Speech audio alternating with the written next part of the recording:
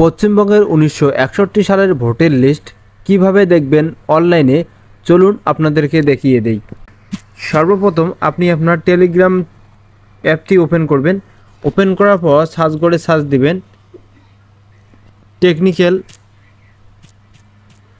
Technical Monirul লিখে search দিবেন। আমার টেলিগ্রাম চ্যানেল চলে আসবে। তো এইখানে দেখতে পাচ্ছেন সমস্ত জেলা দেওয়া আছে। এই জেলাগুলোর থেকে আপনারা আপনার জেলার লিস্টটা ডাউনলোড করে নেবেন। কীভাবে ডাউনলোড করবেন, জাস্ট আপনি আপনার জেলাতে টাচ করবেন, ক্রোম সিলেক্ট করতে পারেন, আবার যদি আপনার ফোনে গুগল ড্রাইভ থাকে গুগল ড্রাইভ সিলেক্ট করতে পারেন। ক্রোম থেকে আমরা করব।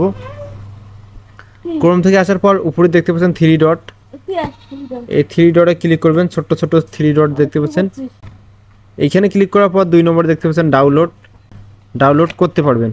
তো এইভাবে আপনি আপনার জেলার ভোটার লিস্ট ডাউনলোড করে নিতে পারবেন।